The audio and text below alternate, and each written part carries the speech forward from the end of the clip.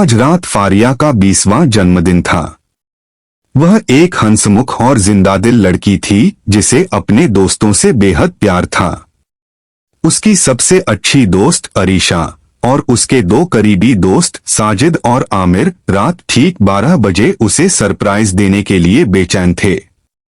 उन्होंने एक जाने-माने बेकरी से एक खूबसूरत केक ऑर्डर किया था और अब उसे लेकर फारिया के घर की तरफ जा रहे थे। गलियों में सन्नाटा छाया हुआ था, सिर्फ उनके कदमों की आहट और साजिद के हाथ में पकड़े केक के डिब्बे की हल्की सरसराहट सुनाई दे रही थी। वे हंसी मजाक कर रहे थे, फारिया को मिलने वाले सरप्राइज का सोचकर खुश हो रहे थे। अचानक एक पुराने नाले के पास से गुजरते हुए साजिद का पैर फिसला। उसके हाथ से केक का डिब्बा छूट गया और एक दिल दहला देने वाली आवाज के साथ केक जमीन पर जा गिरा। ओह खुदाया, अरीशा चीख उठी। साजिद, यह तुमने क्या किया? साजिद का चेहरा शर्मिंदगी और परेशानी से लाल हो गया था। माफ करना यारों, मेरा पैर फिसल गया। केक पूरी तरह से बिखर चुका था, उसका हर टुकड़ा मिट्टी और कीचड़ में लथपथ था। रात के ठीक 11:50 हो चुके थे। आमिर ने सिर पीटा। अब रात के 12 बजे केक कहां से मिलेगा? फारिया का जन्मदिन बस 10 मिनट में शुरू होने वाला है। अरीशा ने बेबसी से इधर उधर देखा। कोई दुकान खुली नहीं मिलेगी अब। वे चारों, जिनमें एक और दोस्त रेहान भी शामिल था, मायूसी के आलम में खड़े थे। उन्हें फारिया को निराश नहीं करना था। वे उसके जन्मदिन को खास बनाना चाहते थे। वे इसी परेशानी के आलम में आगे बढ़ते रहे, बिना किसी उम्मीद के। फिर एक अचानक मोड़ पर उन्होंने वह दुकान देखी। एक पुरानी काई से ढकी और बिल्कुल अंधेरी गली में, जहां लोग भी जाने से कतराते थे, एक अकेली दुकान की हल्की रोशनी टिमटिमा रही थी। वह खामोश बेकरी थी। वह देखो, रेहान की आवाज में हैरत थी। वह बेकरी खुली है। आमिर ने झिझकते हुए कहा, यार, यही वह बेकरी है जिसके बारे में अजीब बातें सुनते हैं। अरीशा ने परेशानी के आलम में कहा, हमारे पास और कोई चारा नहीं है। फारिया मायूस हो जाएगी। साजिद ने एक गहरा सांस लिया। आओ देखते हैं। क्या पता यह सिर्फ अफवाहें हों। वे सब डरते डरते उस दुकान की तरफ बढ़े। दुकान के बाहर एक पुराना, जंग लगा हुआ बोर्ड लटका रहा था जिस पर नाम पढ़ना मुश्किल था। दुकान के अंदर से एक अजीब सी सड़ांध की बू आ रही थी, जैसे कोई पुरानी चीज सड़ रही हो। दुकान के अंदर रोशनी बहुत कम थी, बस एक हल्का बल्ब जल रहा था जिसकी रोशनी में अंदर का मंजर धुंधला सा दिखाई दे रहा था। अंदर एक बूढ़ा आदमी बैठा था जिसका चेहरा झुर्रियों से भरा हुआ था और उसकी आंखें बहुत छोटी और बेजान थीं। वह ग्राहकों का इंतजार नहीं कर रहा था, बल्कि खामोशी से बैठा किसी चीज को घूर रहा था। उसके आसपास मकड़ी के जाले लटक रहे थे और काउंटर पर पड़ी मिठाइयों पर धूल की परत जमी थी। क्या आपके पास कोई ताजा केक है? साजिद ने हिचकिचाते हुए पूछा। बूढ़े आदमी ने धीरे से सिर उठाया। उसकी निगाहें ऐसी थीं जैसे उसके अंदर कोई रूह न हो। उसने अपनी ज़बान अपने फटे हुए होठों पर फेरी। ताजा? हाँ, मेरे पास हमेशा ताजा केक होते हैं। उसकी आवाज इतनी गहरी और खुरदरी थी जैसे सैकड़ों साल पुराने पत्थर से निकल रही हो। उसने एक काले डिब्बे की तरफ इशारा किया जो काउंटर के नीचे पड़ा था। यह ले लो, यह मेरा सबसे खास केक है। अरीशा ने डिब्बे को देखा। वह हैरान रह गई कि इतनी पुरानी दुकान में भी इतना खूबसूरत डिब्बा कैसे हो सकता है। डिब्बे पर काला मखमली रिबन बंधा हुआ था। इसकी क्या कीमत है? आमिर ने पूछा। बूढ़े ने एक अजीब सी मुस्कुराहट दी। उसकी मुस्कुराहट ऐसी थी जैसे कोई मुर्दा हंस रहा हो। इसकी कीमत तुम बाद में चुकाओगे। 500 रुपए देकर वे डिब्बा लेकर बाहर निकले। बाहर आते ही उन्हें लगा जैसे उन्होंने ताजा हवा में सांस ली हो। दुकान का दरवाजा उनके पीछे खुद ब खुद बंद हो गया और हल्की रोशनी भी गायब हो गई। यार, यह आदमी और यह दुकान कितनी अजीब थी, रेहान ने कांपते हुए कहा। लेकिन हमें केक मिल गया, अरीशा ने खुशी से कहा। चलो जल्दी से फारिया के घर चलते हैं। वे जल्दी जल्दी फारिया के घर पहुंचे। ठीक 12 बज चुके थे। उन्होंने दरवाजा खटखटाया और जैसे ही फारिया ने दरवाजा खोला, सबने एक साथ चीखा, हैप्पी बर्थडे फारिया। फारिया की आंखें खुशी से चमक उठीं। ओह खुदाया, तुम सब, और केक भी। उन्होंने नया केक का डिब्बा खोला। केक की बू भी कुछ अजीब सी थी, जैसे मीठी खुशबू के साथ किसी पुरानी दवा की सी महक आ रही हो। वाह, कितना अनोखा केक है। फारिया ने केक का एक बड़ा टुकड़ा काटा और खुशी खुशी मुंह में डाल लिया। उसके दोस्तों ने भी अपने अपने टुकड़े लिए और खाने लगे। केक का स्वाद अजीब था। शुरू में वह बहुत मीठा और खुशबूदार लगा, लेकिन फिर उसके अंदर से एक कड़वाहट और धातुई स्वाद आने लगा, जैसे लोहा या खून। साजिद ने फौरन अपना टुकड़ा थूक दिया। यार, यह कैसा केक है? इसका स्वाद तो बहुत अजीब है। आमिर भी सहमत हुआ। हाँ, ऐसा लग रहा है जैसे किसी पुराने जूते को चीनी के शरबत में डुबो दिया हो। लेकिन फारिया ने केक का पूरा टुकड़ा खा लिया था। मुझे तो अच्छा लगा, थोड़ा अनोखा है, बस। उसने एक और कौर लिया। उसके चेहरे पर एक अजीब सी तसल्ली थी।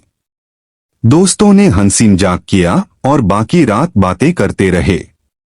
जब सुबह हुई तो वे सब अपने घरों को लौट गए। अगले दिन साजिद को अपने शरीर में एक अजीब सी खुजली महसूस हुई। उसकी त्वचा पर लाल धब्बे पड़ने लगे और उसकी आंखें बिना किसी वजह के लाल होने लगीं। उसे हर वक्त एक अजीब सी भूख महसूस होती थी, जैसे किसी को मांस की तलब हो। आमिर को भी कुछ ऐसी ही अलमतें महसूस होने लगीं। उसकी आंखें धंसने लगीं और उसके चेहरे पर खालीपन छाने लगा। उसे रातों को अजीब फुसफुसाहटें सुनाई देने लगीं, जैसे कोई उसे अपने पास बुला रहा हो।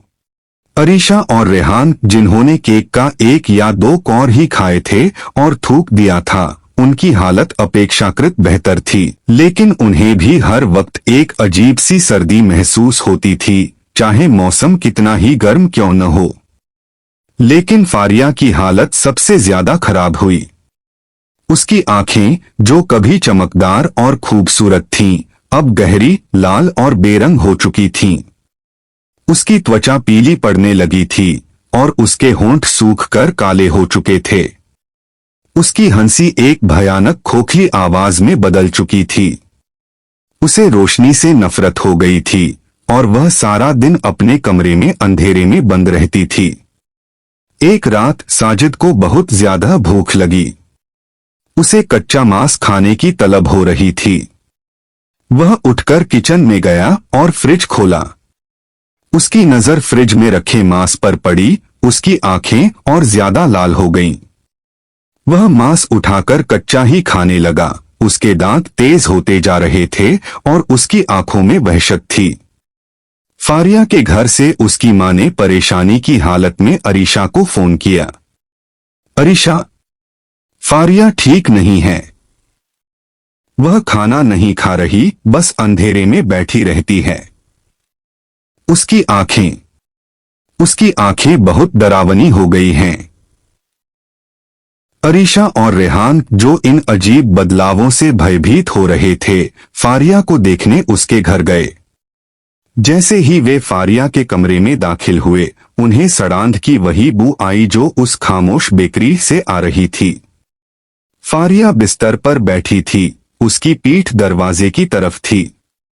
जब उसने धीरे से अपना चेहरा मोड़ा तो अरीशा की चीख निकल गई। फारिया की आंखों से खून टपक रहा था। उसके गाल पिचके हुए थे और उसके जबड़े पर एक अजीब सा जख्म था। उसके लंबे बाल, जो कभी रेशम जैसे थे, अब उलझे हुए और गंदे थे। वह इंसान नहीं लग रही थी, बल्कि किसी जिंदा लाश की मानिंद थी। फारिया, अरीशा ने कांपते हुए कहा। फारिया ने कोई जवाब नहीं दिया। उसने अपने दांत दिखाए जो तेज नोकदार हो चुके थे, और उसके होठों से एक काला तरल टपक रहा था। उसने अरीशा की तरफ अपना हाथ बढ़ाया। उसकी उंगलियां अब लंबी और मुड़ी हुई थीं। जब वे बाहर गली में पहुंचे तो उन्होंने देखा कि साजिद और आमिर भी, जो अब पूरी तरह से भूत बन चुके थे, उनकी तरफ आ रहे थे। उनकी आंखों से खून टपक रहा था और उनके चेहरे विकृत हो चुके थे। उनके मुंह से अजीबोगरीब घुर्राहट की आवाजें निकल रही थीं। वह सब केक की वजह से हुआ, अरीशा ने हांफते हुए कहा। उस बेकरी का केक। उन्हें याद आया कि बूढ़े बेकर ने कहा था, इसकी कीमत तुम बाद में चुकाओगे। अब वे समझ गए थे कि इसकी कीमत क्या थी। वह केक जो खाता था, वह उस बेकरी का हिस्सा बन जाता था, यानी एक जीवित भूत। अरीशा और रेहान ने भागना शुरू किया। साजिद और आमिर उनके पीछे थे। उनकी गति अप्राकृतिक थी और उनकी भूख उनके चेहरों से साफ झलक रही थी। अरीशा को लगा जैसे वह किसी भयानक सपने में फंस गई है। वे भागते हुए दोबारा उसी खामोश बेकरी के करीब पहुंचे। दुकान एक बार फिर खुली थी और अंदर वही हल्की रोशनी जल रही थी। बूढ़ा बेकर काउंटर पर बैठा उन्हें घूर रहा था। उसके चेहरे पर एक विजी मुस्कुराहट थी। तुम लोग वापस आ गए, बूढ़े की आवाज गूंजी। मैं जानता था तुम मेरे पास ही आओगे। तुमने यह क्या किया है? रेहान चीखा। तुम लोगों को भूत क्यों बना रहे हो? बूढ़े ने एक भयानक हंसी हंसी। हंसी ऐसी थी जैसे किसी कब्रिस्तान में कौवे चीख रहे हों। यह सिर्फ एक कारोबार है। मैं इन भटकती रूहों को ठिकाना देता हूं और इसके बदले में वह मुझे अपने नए साथी देते हैं। तब उन्हें दुकान के अंदर अंधेरे कोनों में कुछ और चमकती हुई लाल आंखें नजर आईं। ये वे सभी लोग थे जिन्होंने इस बेकरी से केक खरीदे थे। वे सब खामोश खड़े थे। उनके शरीर हिल नहीं रहे थे, लेकिन उनकी आंखें जीवित थीं और वे अरीशा और रेहान को घूर रही थीं। साजिद और आमिर अब दुकान के सामने पहुंच चुके थे। उनके होठों से खून टपक रहा था और वे दोनों अरीशा और रेहान की तरफ लपके। नहीं, अरीशा चीखी। रेहान ने उसका हाथ पकड़ा। हमें कुछ करना होगा। इसी पल रेहान की नजर एक पुरानी जंग लगी पेट्रोल की बोतल पर पड़ी जो दुकान के बाहर पड़ी थी। उसे एक ख्याल आया। बूढ़े रेहान ने चीखकर कहा, तुम्हें आग से डर लगता है ना? बूढ़े बेकर की छोटी आंखें फैल गईं। उसके चेहरे पर डर के निशान दिखाई दिए। आग? नहीं, नहीं, उसकी आवाज लड़खड़ा गई। रेहान ने तेजी से पेट्रोल की बोतल उठाई और उसे बेकरी के दरवाजे और काउंटर पर उड़ेलना शुरू कर दिया। साजिद और आमिर उसकी तरफ बढ़े, लेकिन अरीशा ने एक पुरानी टोकरी उठाकर उन पर फेंक दी। इससे उन्हें एक पल के लिए रोका गया। बूढ़े रेहान ने लाइटर जलाया। यह तुम पर आखिरी हमला है। उसकी आंखों में वहशत भरी हुई थी। वह पीछे हटा। उसका शरीर कांपने लगा। नहीं, यह तुम नहीं कर सकते। मेरी सल्तनत। रेहान ने जलता हुआ लाइटर बेकरी के अंदर फेंक दिया। धमाका! एक भयानक विस्फोट हुआ और आग के शोले आसमान को छूने लगे। पेट्रोल ने फौरन दुकान को अपनी चपेट में ले लिया। बूढ़ा बेकर चीखा। उसकी चीख इंसानी नहीं थी, बल्कि किसी जिन्न जैसी की चीख जैसी थी। वह आग में लिपट गया और उसका शरीर जलकर राख होने लगा। दुकान के अंदर मौजूद सभी भूत चीखने लगे। उनके शरीर भी आग में घुल रहे थे। साजिद और आमिर भी, जो दुकान के करीब थे, आग की चपेट में आ गए। उनकी चीखें भी धीरे धीरे खामोश हो गईं। अरीशा और रेहान दूर भागते गए। उनकी आंखों में डर और हैरत थी। पीछे मुड़कर देखा तो खूनी बेकरी पूरी तरह जल चुकी थी और सिर्फ एक काली इमारत का ढांचा रह गया था। हवा में जलते हुए मांस और पेट्रोल की बदबू फैली हुई थी। अगले दिन शहर में इस आग की खबर फैल गई। कोई नहीं जानता था कि यह आग कैसे लगी। साजिद, आमिर और फारिया की गुमशुदगी भी एक रहस्य बनी रही। कोई नहीं समझ सका कि वे कहाँ गए।